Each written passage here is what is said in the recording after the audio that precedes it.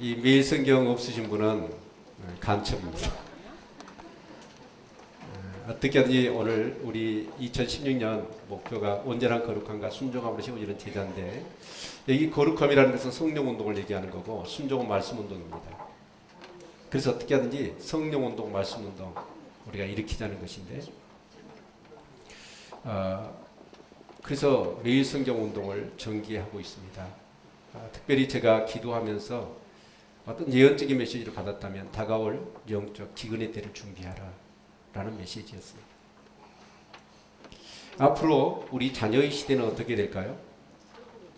진짜 하나님의 말씀을 묵상하고 기도하며 예배가 온전히, 그리고 그 믿음으로 세상을 이기고 세속적인 정말 이 물질이주, 개인주의, 이기주의의 어떤 그런 성향에 정말 이렇게 싸우면서 내 영혼과 양심을 지키고 믿음을 지키며 나를 위해 살지 않고 하나님의 영광을 위해 살아갈 수 있는 그런 시대를 만들려면 여러분 영적으로 무장하지 않으면 안 됩니다. 그래서 여러분 교회뿐만 아니라 우리 아이들, 우리 가정에서 어떻게 하든지 이 말씀을 묵상하고 같이 나누어야 합니다. 아멘. 네, 그래서 지금 10일인데 여러분 꼭 구입하셔서 이 매일 성경을 묵상하실 수 있기를 바랍니다. 저도 주일 설교는 이 매일 성경에서 어떻게 하든지 할 것입니다. 그래서 이 말씀을 묵상하는 가운데 여러분 정말 그때그때마다 주시는 하나님의 그 영의 양식, 밥은 먹지 않는다 할지라도 어떤 경우라도 이 영의 양식은 이렇게 거르는 일이 없어서 정말 우리 사랑하는 제들의 믿음이 올 한 해 크게 이렇게 성장하고 성숙하는 그런 한 해가 꼭 되시고, 또 우리 가정 안에도 이 말씀에 풍성한 은혜가 나누어지는 그런 역사가 있기를 주님의 이름으로 축원을 드립니다. 아멘. 예. 근데 아멘 소리가 너무 적네요. 아멘. 예. 자, 우리 옆 사람 인사합시다. 매일 성경 합시다. 아니, 이건 약한 것 같아요. 밥은 굶더라도 영의 양식은 먹읍시다. 네. 여러분 꼭 그렇게 하시기를 바랍니다. 네. 여러분 어째요? 삶을 요즘은 100세 시대, 앞으로는 또 120세대라고 얘기를 합니다. 근데 꼭 그렇게 오래 사는 것만은 좋은 건 아닌 것 같아요. 그렇죠?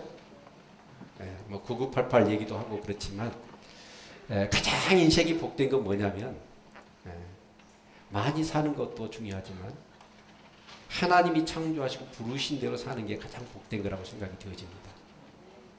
이 마이크가 있잖아요. 이 마이크를 만들었어요. 그리고 마이크로 용도로 사용되어지다가 최후를 마치는 건 이 마이크에겐 영광일 것입니다. 근데 이 마이크가 마치 뭐하기 좋죠? 못 박기 좋다고 해서 이 비싼 기계를 가지고 못을 박다가 여러분 몇 번 박다가 이거 끝나면 이 마이크는 너무나 안타까워요. 저도 그렇고 우리 모든 지체들도 하나님이 창조하셨죠. 그리고 하나님 부르셨죠. 그럼 거기에 목적이 있다고요. 그 목적이 무엇인가를 알고 그 목적대로 쓰임받는 삶을 살아가는 것, 그게 복이라고 생각합니다. 특별히 2016년 안에 절대로 방황하는 인생 살지 마시고 하나님께서 나를 창조하시고 나를 부르셨던 그 목적이 무엇인지, 이것이 비전이라고 그러는데 그 비전에 붙들려서 그렇게 쓰임받는 우리 지체들 다 되시기를 축원합니다. 아마 가장 인생 가운데서 이디하게 쓰임받았던, 굵고 짧게 살았던 사람을 얘기한다면 저는 세리 요한을 얘기하고 싶습니다. 세리 요한은 예수님보다도 6개월 전에 출생했습니다. 그런데 그 출생의 말씀을 우리가 누가복음에서 우리가 보았지 않습니까? 나이가 많았어요. 그 사가라와 엘리사벳이 그 세리 요한의 부모님이죠. 그런데 나이가 늙도록 아이를 갖지 못해서 이제 이 분들은 제사장 집안인데 아이가 없으니까 하나님이 아이를 주시지 않는구나. 그리고 다 포기해버렸어요.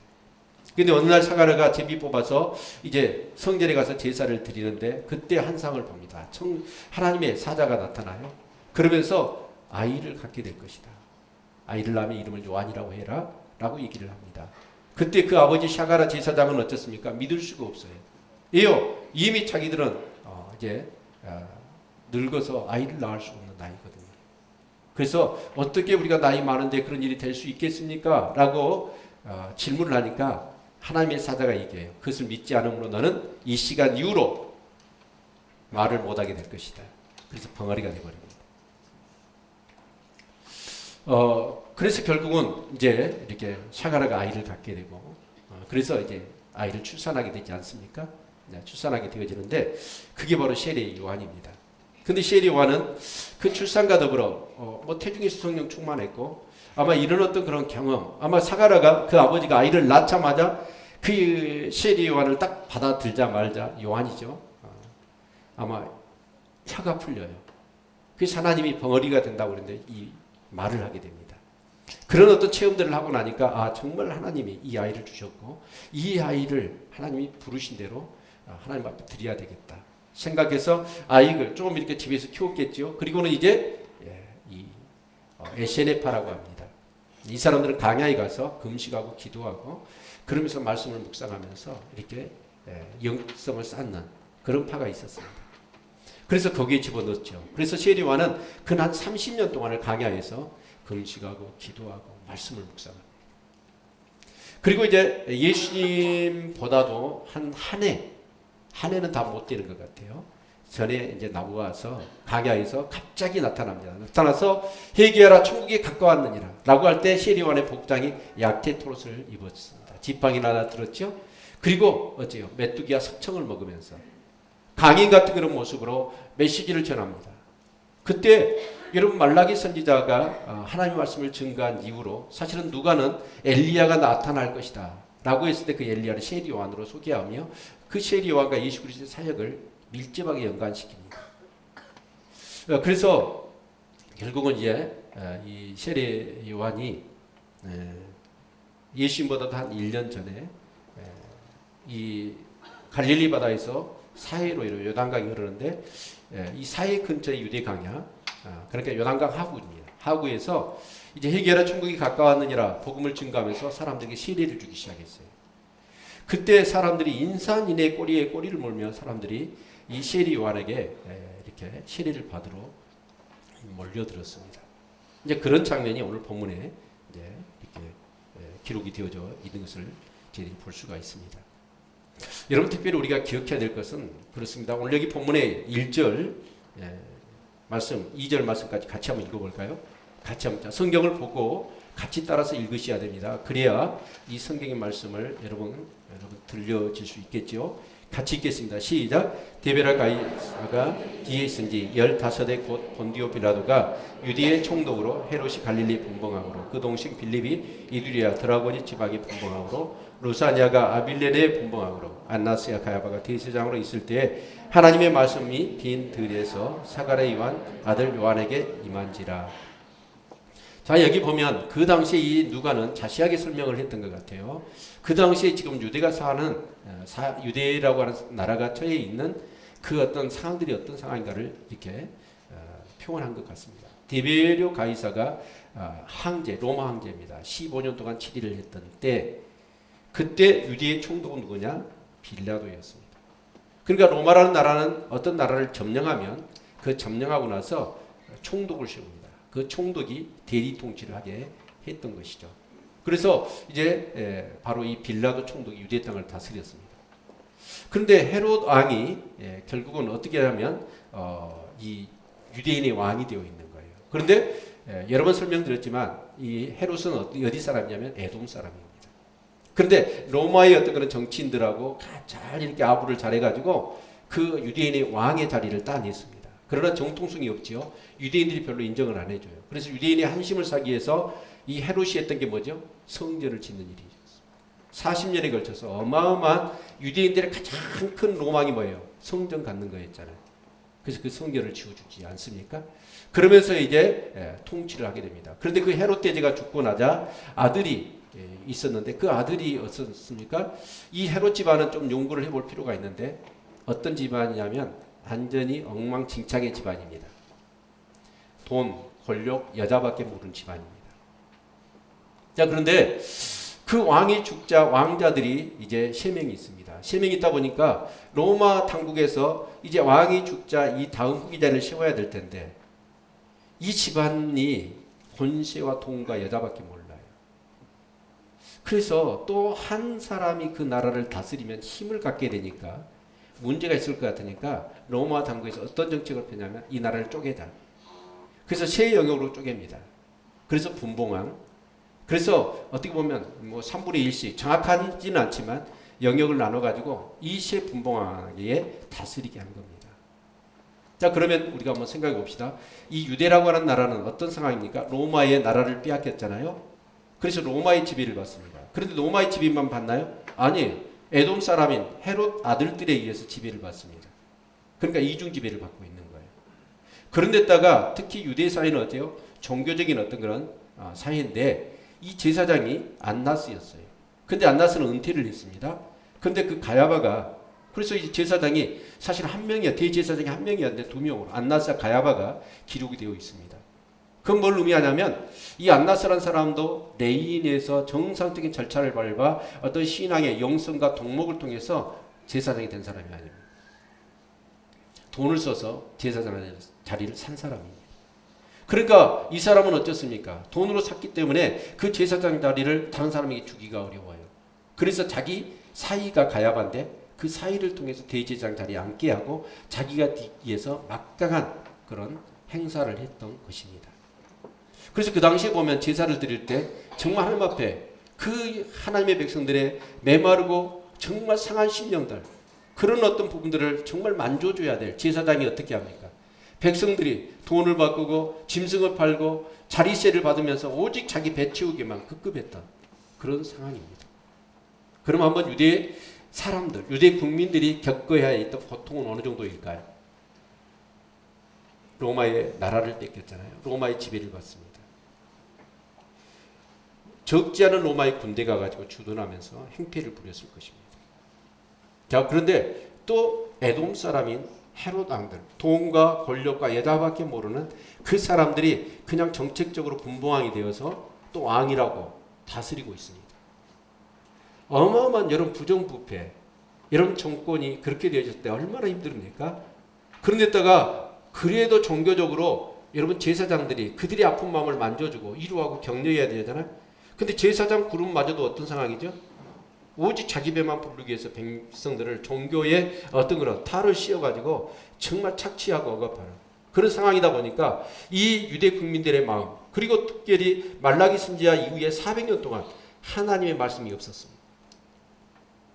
정말 살아있는 선지자 하나님의 말씀 살아있는 말씀을 증거해 줄 수 있는 그런 어떤 영적인 캄캄한 어두운 정치적으로 경제적으로 사회적으로 영적으로 얼마나 지금 유대 사회가 어려운 사회였겠습니까? 좀 공감을 좀 하세요. 공감이 되시나요? 아, 우리나라가 그런 상황이라면 우리가 얼마나 힘들었겠나.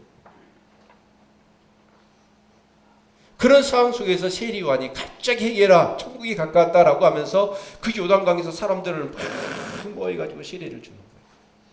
그때 그 세례 요한의 그 세례가 그리고 그 메시지는 그 이스라엘 백성들 가운데 메마른 그들 상처와 어떤 절망 가운데 있는 이스라엘 백성들에게 있어서는 너무나 꿀송이처럼 어떻게 보면 귀한 것이었습니다. 그래서 소문이 나니까 사람들이 인산회를 이루어 요단강에 몰려들었습니다. 로마 당국에서 로마가 유대를 지배한 이후로 이렇게 인구의 변동과 급격한 어떤 그런 출렁거리는 일이 없었거든요. 그래서 총독이 아마 보고를 하니까 로마 당국에서 조사단을 파견해서 도대체 무슨 일이 일어납니까? 밀란이 일어나는 건 아니냐? 라고 하면서 조사를 할 정도로 유대 사회가 발칵 뒤집어지고 센세이션이 일어나는 그런 일들이 일어나게 된 것입니다. 자, 그런데 여기서 우리가 한 가지 기억해야 될 것은 그 말씀이 어디에 임했냐 하면 그 빈들에 있었던 요한에게 임했다는 사실입니다. 하나님의 말씀이 어디에 임해야 될까요? 오늘 본문에서 답을 찾는다면 하나님의 말씀은 누구에게 임해야 돼요? 아니 정신을 어디다 놓고 답도 가르쳐줬는데 본문이 있다고. 누구에게 임해야 될지 하나님 말씀이 제사장에게 임해야죠. 성전에 우리 하나님이 계신 거 아닙니까? 그러면 제사장이 거기서 제사를 드릴 때 그 제사장의 하나님의 음성이 하나님의 말씀이 들려야 되는데 하나님의 말씀이 제사장에게 들린 게 아니라 저 강야 빈들에 있는 세리 요한에게 하나님의 말씀이 임했다는 거예요. 그러니까 이건 뭘 의미하냐면 그 당시에 이 제사를 드리는 제사장이나 그 종교가 완전히 타락하고 썩어버린 하나님의 음성을 아마 하나님은 말씀하셨을지도 몰라요. 근데 그들이 들을 기가 없었던 거예요. 왜요? 온통 뭐요? 자기 돈 벌고 자기 배 채우는데 급급했기 때문에. 여러분 아무리 목사도요, 뭐 장로 권사고 별 모든 것을 뭐 그랬다 할지라도 하나님의 음성을 듣지 않으면 그 영은 죽을 수밖에 없어요. 여러분, 그래서 이 매일 성경 하자는 거예요. 아멘. 근데 세리 요한은 어떤 사람이에요? 이 태중에서도 성령 충만했어요. 이건 하나님의 은혜지요.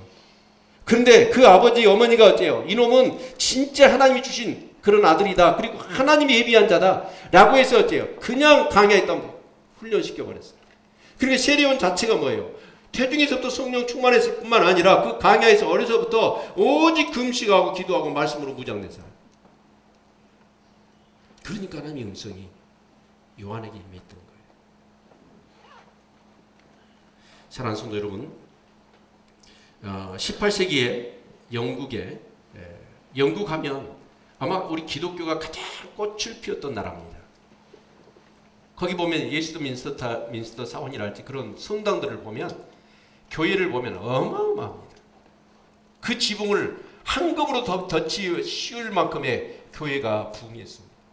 아니 교회가 부흥했다는 게 아니라 교회의 세력들이 커진 거지. 그런데 요한 웨슬리가 그 빈들에서 메시지를 전합니다. 그때 여러분 그 화려하고 웅장한 그런 교회에 예배당으로 사람들이 몰린 게 아니라 그 빈들에서 요한 웨슬리가 그 성령 받아가지고 말씀을 증거할 때 사람들이 2만, 3만, 5만, 10만 명씩 강하게 모여들었어요. 그러면 그 국교의 지도자들이 어떤 마음을 가져야 될까요?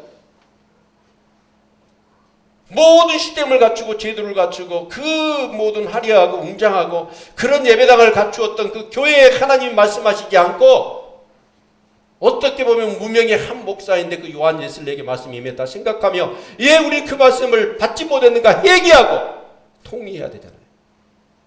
근데 회개하지 않았어. 오늘 여기 보면 이 제사장 그룹들이 어떻게 해야 될까요? 당연히 성전에 하나님이 계시고 제사를 드리기 때문에 그 제사장들에게 하나님이 말씀하셔야 돼요. 근데 하나님은 거기에 말씀하실 수가 없었어. 그리고 그 빈들에 있는 광야에 있는 그 세리온에게 하나님의 말씀이 임한 거예요. 그러면 그들은 가슴을 치며 회개하고 정말 자신들의 죄를 돌이키고 해야 되지 않습니까? 그런데 그들은 그러지 않았어요. 오히려 세리온이 시해가 불어나잖아요.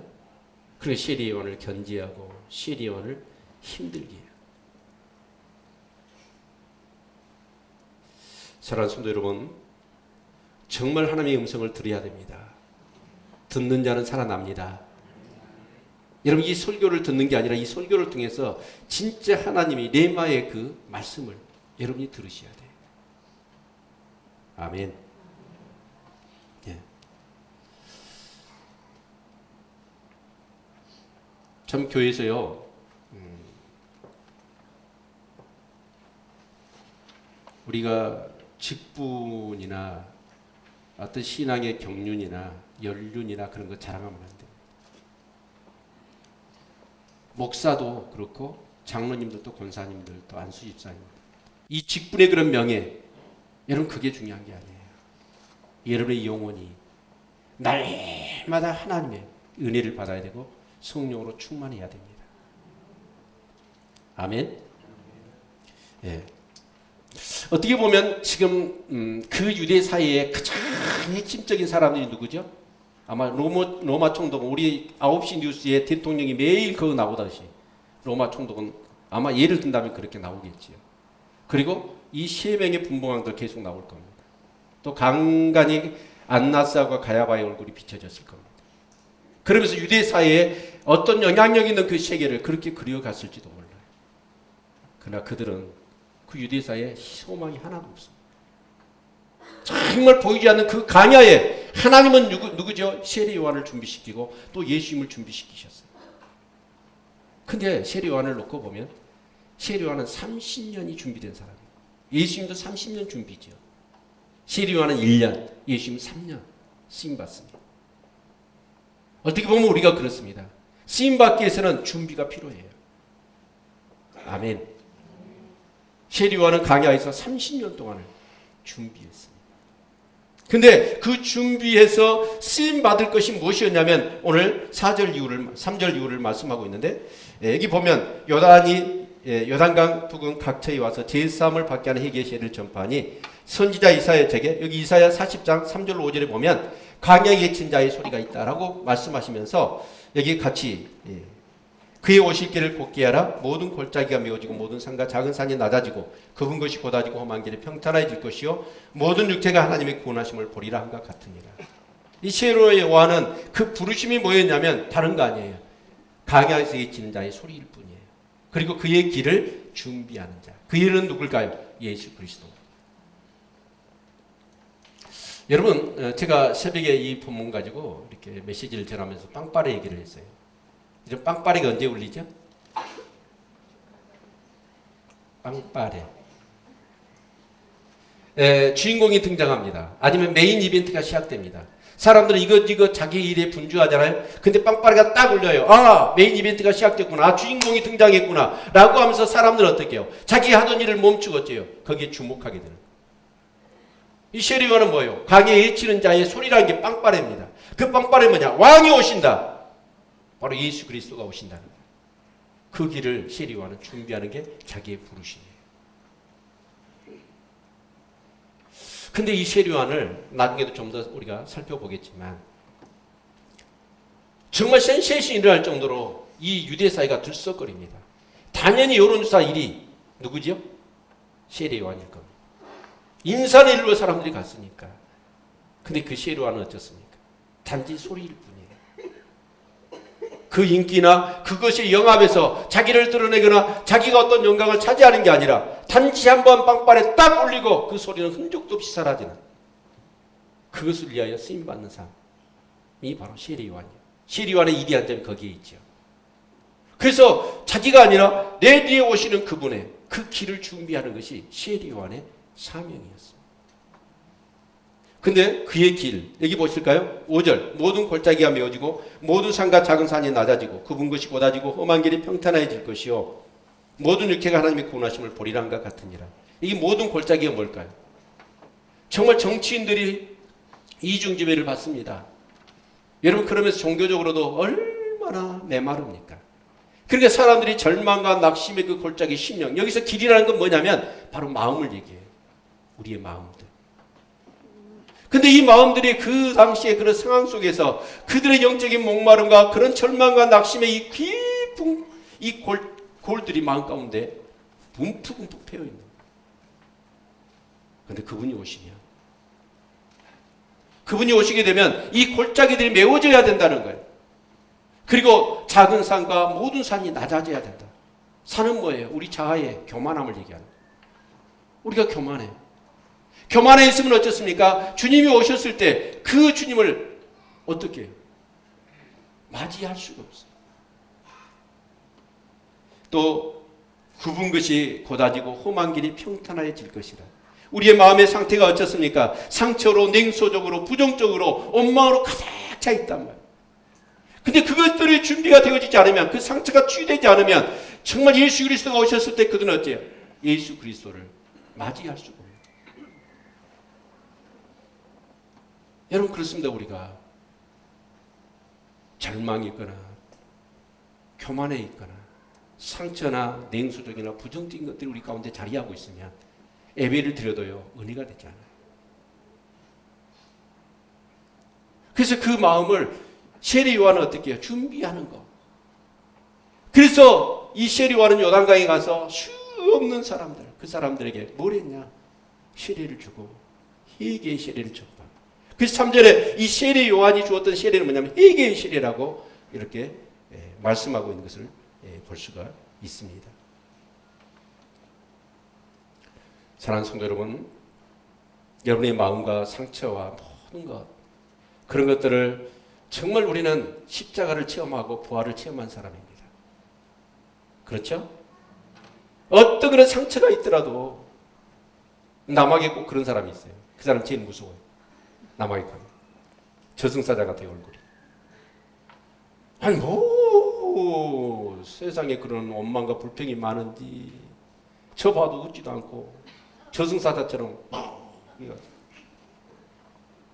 아니 예배당에 나와서 은혜 받으러 나와가지고 그 마음을 풀지 못해. 너무 안타까워. 복음이란 게 뭔가요? 십자가란 게 뭔가요? 내 정과 욕심을 모든 것을 십자가의 못을 받고 다시 새롭게. 아멘. 그렇지 않으면 예배를 드려도요, 우리 주님의 은혜를 받을 수 없고 사랑을 받을 수가 없어요. 그래서 우리는 어때요? 날마다 예배당에 10분 전에 나와가지고 기도해야 돼. 십자가로 다 씻어내야 돼. 나의 교만한 것들, 내 심령에 있는 그런 골짜기들, 그런 상처들, 굽은 것들, 이게 은혜입니다. 어디 가서 이게 됩니까? 십자가를 체험하지 않은 사람은 이걸 경험할 수가 없어요. 근데 십자가의 복음을 체험한 사람은 어때요?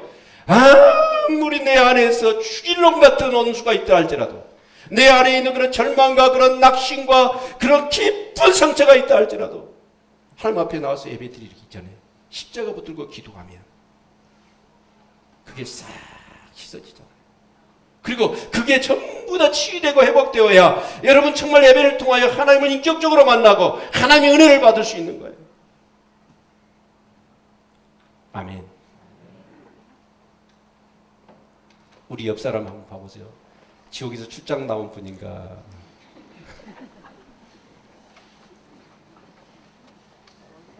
그래서 사도 바울은 어쩌냐, 여기 모든 육체라고 얘기하죠. 이 말도 신학적으로 푼다면 굉장한 말씀입니다. 모든 육체라니요, 유대인들이 구원받는 거지. 모든 육체는 아니잖아요. 근데 세례 요한은 이제 이 복음의 문을 활짝 열어줬깁니다. 그러면서 열방 모두 유대인이 아닌 이방 가운데도 하나님의 복음이 열렸다는 것이죠. 하나님의 구원이. 여러분 기도하니까 하나님 이 기이한 비밀과 그 놀라운 구원의 경륜을 세례 요한에게 보여주신 거죠. 아멘. 그래서 이제 세례 요한이 여기 7절 이유를 보니까 인산을 이루어 사람들이 이제 소문에 듣고 세례 요한에게 와서 세례를 받으려고 그러는 거예요. 그러자 세례 요한이 뭐라고 그러니까 7절 같이 한번 읽겠습니다. 시작. 요한이 세례 받으러 나오는 무리에게 이르되 독사의 자식들아 누가 너희에게 일러 장차 올 진노를 피하라 하다냐. 그러므로 회개에 합당한 열매를 맺고 속으로 아브라함이 우리 조상이라 말하지 말라. 내가 너희에게 이르노니 하나님의 능히 이 돌들로도 아브라함의 자손이 되게 하시리라. 이미 도끼가 나무 뿌리에 놓였으니 좋은 열매 맺지 아니하는 나무마다 찢겨 불에 던져지리라. 여러분 생각해 보십시오. 이건요, 지금 이제 사람들이 예로 든다면 이거예요. 모처럼 2016년 됐으니까 내가 신앙생활 잘해야 되겠다. 그리고 신앙생활 해봐야 되겠다. 그러고 불신자들이 교회에 왔단 말이에요. 딱 오니까 불신자들을 모아놓고 이제 세례 요한이 새신자 교육을 하는 거예요. 새신자 교육을 하면서 그 사람들한테 뭐라고 그러냐면 여기 지금 독사의 자식들아, 이걸 언어로 표현하면 이 마귀 새끼들아 그런 거예요. 새신자 교육하면서 그 사람들 이 마귀 새끼들아 지금 하나님의 심판이 무서우니까 그냥 얼렁뚱땅 여기가 세례 받겠다고? 그렇게 얘기를 한 거예요. 그럼 새신자만에 남아있을 사람이 있어요, 없어요? 마귀 새끼들이라고 해버렸어. 아마 다 침받고 내가 다시는 교회 쳐다보지도 않는다고 막 교회 떠날 겁니다. 그러지 않겠어요? 그런데 사람들이 그 세례 요한이 그렇게 말하는데 그들의 반응은 무엇이죠? 10절 같이 한번 읽어볼까요? 시작. 무리가 물어 이르되 그러면 우리가 무엇을 하리? 이게 놀랍지 않나요? 네? 아니 인자 예수 믿겠다고 교회 나온 사람한테 마귀 새끼들이라고 그랬고, 너희들 뭐 아브라함의 자손은 뭐 그거는 따는 당성이라고? 왜냐하면 아브라함의 자손은, 여러분 유대인들은 사실은 어때요? 세례 안 받았어요. 유대인들은 할례를 받았지. 할례 받은 건 뭐예요? 아브라함의 자손이라는 뜻이고, 그 할례는 이미 구원받았다는 표거든요. 그들의 생각에. 사실 유대인들은 세례가 없는 거예요. 자, 그런데 그 아브라함의 자손, 돌들 갖고도 아브라함 자손을 만든다고 얘기를 하면서 마귀 새끼들이라고 얘기를 해보는 거예요. 그러면 이 사람들은 굉장한 상처고 시험들 얘기 아닙니까? 유대인들은 지금까지 조상대대로 내려오면서 하나님은 그들이 하나님이고 그들은 하나님의 특별한 선택된 민족이고, 여러분 그런데 돌들을 통해서도 아브라함 자손을 만든다고 하면서 그들보다 마귀 새끼들이라고 했으니까 얼마나 상처가 받아요. 근데 그들이 뭐라고 그래요? 그러면 우리가 어떻게 해야 되느냐? 여기서요, 그 백성들이 대단한 게 아니라 세례 요한이 대단한 거예요. 그러니까 이게 뭐냐면 영적 권위라는 거예요. 영적 권위가 없으면 이렇게 말하면 어때요? 침 뱉고 가본다니까. 근데 세례 요한은 어려서부터 태중에서부터 성령 충만했고 오직 말씀과 기도와 성령으로 충만해 있는 거예요. 그래서 그 얘기를 하니까 그 얘기가 어떤 감정을 실어서 하는 얘기가 아니라 진짜 자신들의 영혼을 위해서 하는 얘기로 받아들인 거예요. 여러분 사람이요, 무슨 말을 하느냐가 중요한 게 아니에요. 그 말을 한 사람이 누구냐가 중요한 거예요. 그렇죠? 여러분 우리 아이들이 말 안 들어요, 가정에서. 그럼 부모님들이 아이들 데려놓고 무릎을 꿇쳐요. 그럼 너희들 이렇게 살면 되냐? 그러면서 막 야단을 치고 책망을 한단 말이에요. 그러면 아이들이 아버님 말씀을 들으니까 죽을 죄를 졌어요. 죄송합니다. 정말 아버님 어머니 저는 훌륭한 사람 되겠습니다. 그러면 그 부모님의 권위가 있는 거예요. 근데 어떤 자녀는 아이고 아버지, 아버지나 좀 제대로 사세요. 교회에서 그렇게 기도하고 신앙생활 하는 거 모습 보고 교회 와서 보면 아버지 꼭 이중인격 같아요.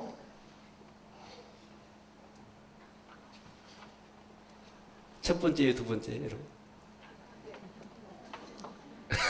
첫 번째예요, 두 번째예요? 말 못해요? 세례 요한은 권위가 있었어요, 영적 권위가. 그래서 그 말을 하면 거부하고 항거할 수 없는 뭔가의 어떤 그런 영적인 그런 감화가 있는 거예요. 여러분 우리 아이들이 말 안 들었을 때, 잘못했을 때 데려다가 말씀 펴놓고 진짜 고민할 때 아이들이 눈물 뚝뚝 흘러들이면서 회개하고 그러시는 부모님들 되시기를 축원합니다. 우리 목자들도, 우리 중직자들도 마찬가지예요. 여러분 어떤 그런 직분에 대한 명예, 그거 욕심내서가 아니라 진짜 이용성이 있어야 돼요. 병든 사람 있으면 손을 얹고 기도해 줄 수 있는 믿음의 담력도 필요하고, 정말 예수님으로 명령할 때 약한 것들이 떠나가는 역사가 있어야 돼요. 말 안 듣는 사람이 있으면 어째요? 성도들이, 연약한 성도들이 있으면 데려다가 정말 말씀을 전할 때 그 심령 가운데 무언가 불일 듯 어떤 영적인 어떤 자기 회개가 일어나고 그런 영성이 있어야 돼요. 우리 그럽시다. 그럽시다. 그런 분들이 되셔야 돼요. 세례 요한은 그랬습니다. 마귀 새끼들이라고 얘기를 하면서 돌들을 통해서 아브라함의 자손을 만든다고 하는, 이건 어마어마한 자존심 상하는 얘기고 정말 상처가 되는 얘기고 그 유대인이 완전히 그런 명예를 짓밟아버린 얘기잖아요. 근데 그 얘기를 들었을 때 그들이 어떻게 해요? 막 상처를 받고, 여러분 정말 반항하는 게 아니라 그러면 우리가 어떻게 해야 되겠느냐 라는 거예요.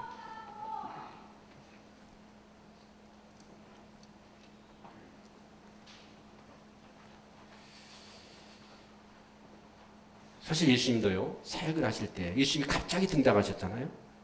등장하시면서 사역을 합니다. 근데 그 사역이 뭐 성전에 가서 제사장 뭐 그 모든 돈 받고 뭐 김식 받는 거 다 뒤집어 버리잖아요. 이건 어마어마한 교권에 대한 도전이고 센세이션이 일어나는 아마 파격적인 행동입니다. 그럴 때 사람들이 저 예수는 누구냐? 그런데 갈릴리에 나사렛에 사는 이 요셉이라고 하는 목수의 아들인 것이 밝혀집니다.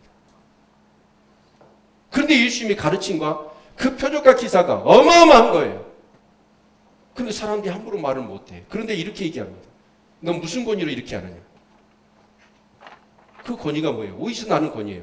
자기들은 지금 그러잖아요. 어느 납비 계열에서, 어느 어떤 그런 지파 계열에서 어떤 그런 사사를 받았고 어떤 그런 흐름을 갖고 있느냐. 그 족보 시스템, 그게 중요한데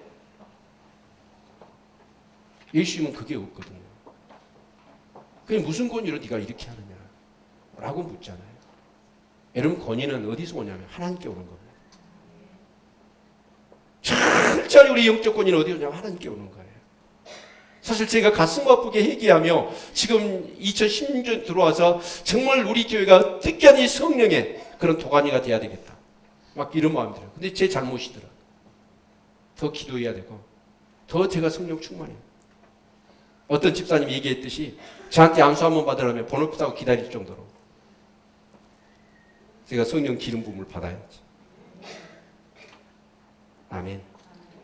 영적 권위는 어디서 오냐면 하나님께 오는 거예요. 그런데 이 영적 기름 부음의 그 권위의 근거는 어쩌냐? 항상 고정되어 있지 않아요.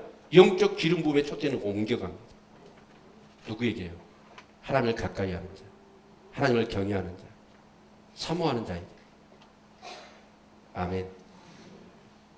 저는 우리 교회 목회자뿐만 아니라 우리 모든 중직자들, 또 심지어 우리 목자들이 이런 영적 권위를 회복할 수 있기를 축원합니다. 아멘. 그러자 세리요한이 뭐라고 얘기하냐면 11절 위에 보니까 대답하여 이르되 옷 두 벌 있는 자는 옷 없는 자에게 나눠줄 것이요 먹을 것이 있는 자도 그렇게 할 것이니라고 세리들도 세례를 받고자 하여서 이르되 선생이여 우리는 무엇을 하리이까 하며 이르되 부과된 것에 거두지 말라 하고 권인들도 물어 이르되 우리가 무엇을 하리이까 하며 이르되 사람에게서 강탈하지 말며 거짓으로 고발하지 말고 받은 금료를 족한 줄로 알라 하니라. 이런 백성들도 세리들도 군인들도 직접 세리 요한에 와가지고 그러면 우리가 구체적으로 물어보는 거예요. 무엇을 해야 됩니까? 무엇을 해야 됩니까?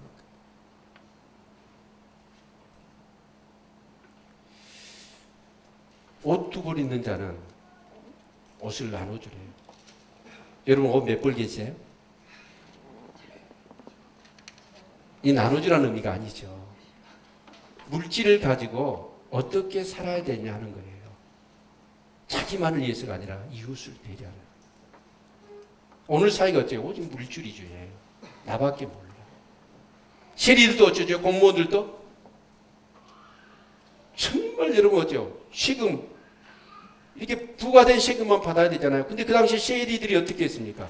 부과된 것 말고 자기 배 채우기 위해서 자기 재산 증식하기 위해서 얼마나 많은 세금을 걷어들였어. 군인들 어때요? 특히 로마 군인들이 놀라운 일입니까? 여러분이 세례 요한에게 와서 세례를 받으면서 우리가 어떻게 해야 됩니까? 식민지 여러분 침략가에 있어서 승리한 정복자들이 세례 요한한테 와가지고 우리가 어떻게 해야 됩니까? 강탈하지 말라는 거예요. 함부로 고소하지 말라. 이 식민지 군인들이 어떻게 했어요? 정말 돈 필요하잖아요. 자기 받은 급료에 또 어쩌 필요하면 사람들 잡아다가 여러분 집을 씌워가지고 재산 울고내고 그거 하지 말라는 거예요. 여기서 우리가 주목해야 될 것은 뭐냐면 오늘 말씀을 듣고 여러분이 은혜를 받았다면 구체적으로 그 은혜를 적용해야 된다. 아멘. 오늘 좋은 말씀 들었어 할렐루야 그러고 집에 가서 옛날 모습 또 살아버려요. 그건 은혜가 안 되는 거예요. 은혜는 뭐냐? 구체적으로 하나님 은혜를 받았으면 내 삶 가운데 무엇을 해야 될 것인가를 여러분 생각하셔야 돼요. 그리고 각자의 여러분 이 말씀과 은혜를 받아서 여러분의 삶 가운데 적용하는 것은 다 다를 겁니다. 요한 웨슬레가 부흥운동을 일으켰을 때 19세기 초에 영국에서 이 부흥운동이 일어나고 은혜를 받기 시작합니다. 귀족 부인들이 뭐예요? 파티 문화잖아요. 파티를 종식시켜버립니다. 그리고 그들은 어떻게 해요? 그 자금과 시간을 가지고 빈민가에 가서 아이들이 공부를 못해요. 글을 몰라요. 그러니까 그 아이들을 가르치기 시작합니다. 기부인들이. 정치인들은 사회적인 악법들이 있었습니다. 그 당시에. 투견이랄지 정말 그 도박하고 막 그런 것들. 그래서 이것들을 금지하고 이 악법을 제거하는 데 있어서 법을 상정합니다. 군인들은 뭐 했습니까? 여러분 그 사병들을 정말 참혹하게 다스렸거든요. 그런 것들. 금융인들은 어째요? 정말 근거 없이 돈을 착복했고 또 어떻게 세금을 이렇게 포탈했던 그런 것들을 다 내놓기 시작하고 대학생들, 학생들, 젊은이들은 뭘 했습니까? 학교 가면 컨닝을 안 하는 거예요. 그러니까 은혜를 받으니까 사람들이 삶이 어떤 그런 모습들이 막 변화되기 시작하는 거예요. 여러분 오늘 은혜를 받으셨다고 한다면 구체적으로 어떻게 내가 살아야 될 것인가 하는 부분들 여러분 삶 가운데 적용할 수 있기를 축원합니다. 그래야 그게 은혜가 되는 거예요. 아멘. 네. 그리고 15절에 보니까 이렇게 세례 요한이 세례를 주고 막 가르침을 통해 사람들의 마음 가운데 감동 감화가 일으키는 거예요. 그럴 때 사람들 가운데 어떤 생각을 갖고 있었냐면, 자, 여기 15절 같이 한번 읽겠습니다. 시작. 백성들이 바라고 기다림으로 모든 사람들이 요한을 꼭 그리스도신가 신중에 생각하니. 유대인들은요 항상 마음 가운데 구약에서 약속된 메시아를 기다리고 있었어요. 그러니까 예수님이 12제자를 선택하셔가지고 정말 예수 그리스도가 훈련을 시킬 때 그들은 어때요? 예수를 메시아로 알았어요. 그렇듯이 사람들이 어때요? 인사를 이루어 세례 요한의 세례를 받고 그 감동 감화를 받으면서 와, 이분이 구약에서 우리 조상들의 대대로 보내주시기로 하셨던 메시아 아닌가 라는 생각을 한 거예요. 여러분 여기서 우리가 중요한 건 저와 여러분이 신앙생활 하시면서 우리 주위에 있는 사람들에게 우리는 어떤 영향을 끼쳐야 되냐면 예수 그리스도에 대한 기대감과 예수 그리스도에 대한 그런 궁금함을 갖게 유발시켜야 돼요. 아멘. 세례 요한이 그렇게 여러분 세례를 주고 말씀을 증거하면서 사람들이 감동 감화를 받으니까 혹시 저분이 그리스도 아닌가? 메시아 아닌가 생각을 했단 말이에요. 우리가 예수를 믿고 신앙생활 하잖아요. 그럴 때 사람들이 우리가 교회 다니고 예수 믿는 거 다 안단 말이에요. 그러면 예수를 믿지 않는 사람들이 우리의 삶의 모습을 보면서 저 사람의 인격과 저 사람의 성품과 저 사람의 어떤 그런 영향력, 삶의 변화. 작년엔 그 인간이 아니었는데 이렇게 놀랍게 변화되고 갈수록 자기가 볼 때 삶이 새롭게 변화되어지는 그 모습을 보면서 정말 저 사람이 믿는 예수가 누군가 그 예수를 나도 한번 믿어보고 싶다 라고 하는 그런 기대감을 불러일으킬 수 있어야 된다.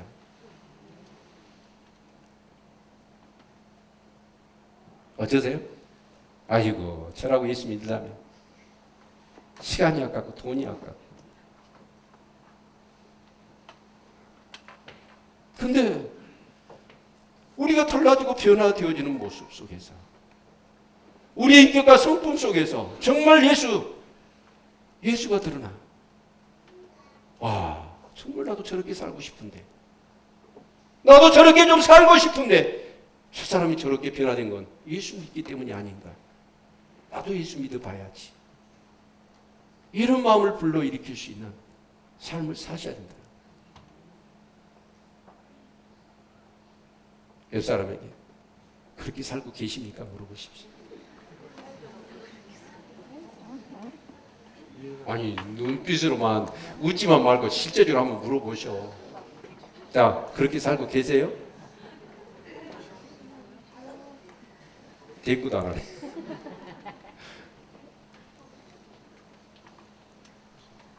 근데요 사도 세례 요한의 이대한 점이 여기에 있더라고요. 그렇게 얘기를 하면 여러분 센세이션이 일어나고 여론조사의 일입니다. 세례 요한이. 자, 그런데 인기 급상승 최고 인물 아닙니까? 근데 사람들이 당신이 메시아 아닙니까? 라고 물어봐요. 그러면 어때요? 아니니까 아니라고 얘기는 하기는 좀 아깝잖아요. 그렇죠? 그러니까 대답을 안 하는 거예요. 그러면 자기의 인기에다가 메시아라고 하는 기대감이 있으면 완전히 자기를 대하는 태도가 완전히 급상승할 거 아닙니까? 달라지겠지. 근데 세례 요한은 뭐예요? 그 자리에서 털어버린 거예요. 뭐라고 얘기하죠? 나는 그분의 신방구를 풀기도 감당할 수 없는 연약한 자. 내가 주는 세례는 물세례지만 그분이 오시면 성령과 불로 세례를 줄 것이다 말씀하십니다. 여러분 생각해 보십시오.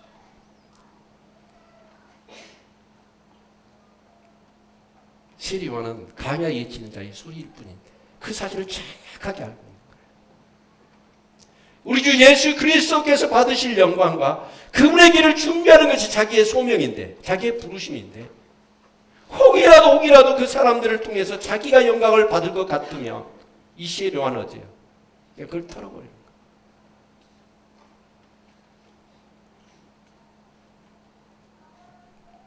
박수갈채가 내가 주인공으로 뜨고 있단 말이에요. 근데 아니래요. 자기는 그냥 하나의 소리일 뿐이고, 내 뒤에 오시는 그분은 성령과 불로 세례를 줄 것이다. 여기서 이 세례의 두 가지를 우리가 생각해 봐야 돼요. 물세례하고 성령세례, 불세례 세 가지가 있어.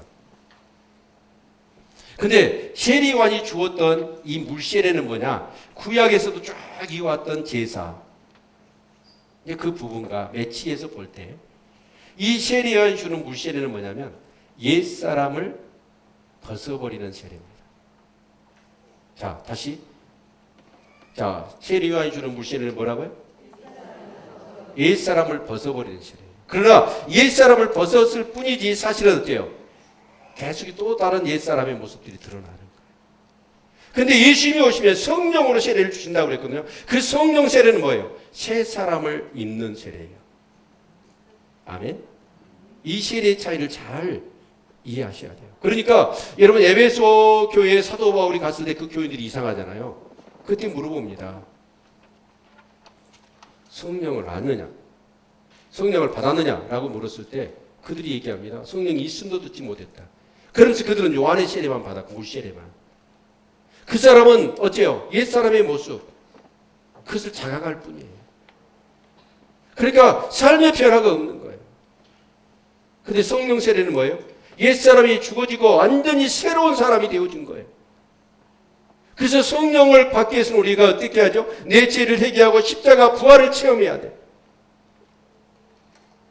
우리 교회 성도님들 정말 그렇습니다. 십자가 부활을 여러분 이론으로 지식으로 아는 게 아니라 여러분 실제적으로 체험하시기를 바랍니다. 그 일을 하게 하시는 분이 누구냐? 성령님이십니다. 십자가 내가 죽어지는 체험을 하는 거예요. 십자가에. 그리고 다시 우리가 예수 그리스도와 함께 부활한 것을 체험해야 돼. 아멘. 우리 예수님이 오시면 성령으로 그렇게 세례를 주실 때 사람들은 완전히 새로운 사람이 되어지고 이제 새로운 삶이 되었기 때문에 새로운 삶을, 하나님의 백성의 삶을 살아가게 되는 거죠. 여기서 불세례는 뭐냐면 심판을 얘기합니다. 특히 여기 말씀을 보면 뒤에 말씀을 볼까요? 17절 같이 한번 읽겠습니다. 시작. 손에 키를 들고 자기의 타작마당을 정하게 하사 알곡 모아 곳간에 들이고 쭉저기는 꺼지지 않는 물에 태우시리라. 여기서 보는 불세례는 뭐예요? 태운다는 얘기잖아요. 그때 알곡과 가라지가 뭡니까? 여러분 우리 옛날에 그렇잖아요. 이렇게 그 기계가 발달 안 됐을 때 알곡을 키기를 합니다. 그래서 바람에 다 날리잖아요. 쭉저기는 날아가고 알곡만 떨어집니다. 그걸 모으죠. 근데 여기서 알곡과 가라지가 뭘까요? 알곡은 의인입니까? 아니에요. 알곡도 죄인이에요. 문제는 뭐냐면 알곡과 그 쭉정이의 구분을 어떻게 합니까? 죄인이에요, 똑같이. 그러나 우리 주 예수 그리스도께서 내 죄를 위한 십자가 피를 흘린 나의 구원이라는 사실을 인정하는 사람, 그리고 그 예수를 영접한 사람, 그래서 제사함을 받은 사람, 그 사람이 알곡입니다. 그러나 회개를 하지 않는 사람, 그런 사람은 어때요? 예수를 받아들이지 못해. 내가 얼마나 죄인인가? 그 자기 죄를 인식하지 못하고 예수 그리스도를 영접하지 않은 사람은 쭉정이에요. 아무리 교회를 다녀도 성령으로 거듭나지 않으면 쭉정이에요. 그리고 언젠가는 불의 심판이 왔을 때 그들은 태워질 겁니다. 사랑하는 성도 여러분, 우리 모든 성도님들이 성령으로 거듭나고 성령 충만 받으실 수 있기를 축원합니다. 그래서 오늘 이 세례요한 정말 어려서부터 태중에서 성령 충만했고 그리고 자기의 30평생을 사실은 어째요? 준비되었습니다. 기도와 말씀과 금식으로. 그래서 정말 그 제사장들에게 임할 하나님의 말씀이 자기에게 임하고 그럼 자기의 그 부르심이 뭐예요? 강야에 친 자의 소리. 이 세례 요한이 내일 말씀을 보면 그때 분봉왕이었던 헤롯의 죄를 지적해 버립니다. 근데 마가복음에 보면 이 헤롯이 세례 요한에게 죄를 지적당하고 그 아내 헤로디아는 누구죠? 빌립이에요. 자기 동생 빌립의 아내입니다. 근데 자기 아내, 자기 동생 제수 씨하고 그냥 제수 씨를 이쁘니까 어떻게 보면 그 빌립이 죽죠. 그러니까 결혼을 해요. 그러니까 이제 세례 요한이 어떻게 합니까? 헤로디아한테 사마리아 음탕한 계집이라고 얘기하고 그 죄를 아주 선벌같이 지적하거든요. 그러니까 이 헤롯이 어떻습니까? 그 영적 권위 앞에 세례 요한이 그러니까 헤로디아스는 어때요? 그것이 반발하지만 헤롯은 어떻게 합니까? 어쩔 수 없이 그 헤로디아의 유혹에 의해서 감옥에 가뒀지만 그 감옥 앞에 와서 헤롯은 어떻게 해요? 세례 요한이 메시지를 증거하고 너 죄인이다라고 얘기하면 그대로 달갑게 받았어. 그 정도로 어떻게 보면 세례 요한의 영적 권위는 있었던 거예요. 저는 정말 우리 성도님들이 이 세상 어떻게 살 겁니까? 우리가 신앙생활 하는데 무엇입니까? 이 말씀대로 믿음대로 살지 않으면 무슨 의미가 있고 무슨 힘을 얻을 수 있고 무슨 도움이 되겠습니까? 여러분 거기에 나오는 로마 황제, 총독, 분봉왕들, 제사장들 그들이 다 움직이는 것 같지만 아니에요. 보이는 시계가 전부가 아니고 보이지 않는 그 빈들에 그리고 그 예수님 세례 요한을 준비시키셔요. 그리고 이 세상을 변화시킵니다. 여러분 그 세례 요한이 그렇게 쓰임받을 수 있었던 건 뭐예요? 은혜 받은 거예요. 말씀과 기도의 삶이었습니다. 여러분 그것을 통해서 이 시대적인 사명을 감당하고 한 시대에 정말 이 세계의 역사와 우주의 역사에 놓고 보면 사실 우리 아웅다웅하면서 살아가는 것이 너무나 부질없는 거 아닙니까? 월급 좀 더 받고 더 높은 자리에 올라가면 뭐예요? 그렇게 높아지고 더 많이 받아가지고 우리가 누릴 수 있는 게 무엇입니까?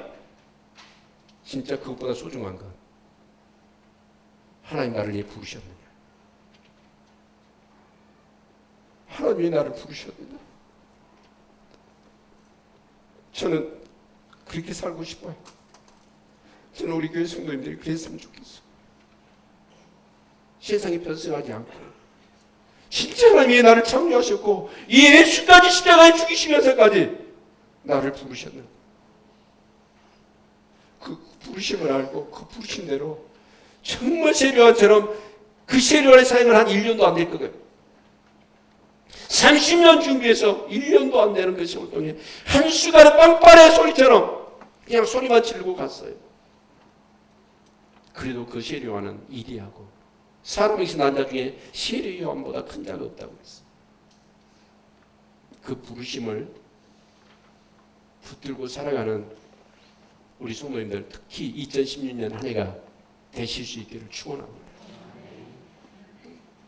아멘 하셨지만 중요한 건 여러분 이 말씀을 붙들고 여러분이 좋은 말씀 들었다가 아니라니까요. 구체적으로 행동하셔야 돼요. 그게 뭐냐면 말씀과 기도입니다. 하나님의 음성을 들으십시오. 하나님은 오늘 또 살아계시고 오늘 또 역사하십니다. 기도하겠습니다.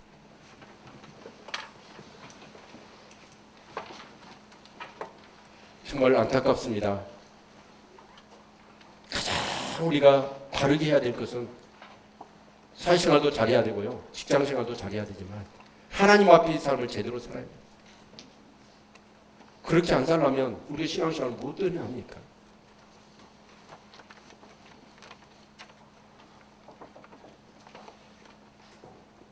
더 이상 방황하지 맙시다. 말씀 붙들고 기도합시다. 주의 음성을 드려야 됩니다. 우리 같이 이 시간 딱 1분만 오늘 내게 주신 말씀 생각하고 어떤 말씀이 여러분 가운데 강하게 은혜로 다가왔습니까? 그 말씀 붙들고 기도할 수 있기를 바랍니다. 기도하겠습니다.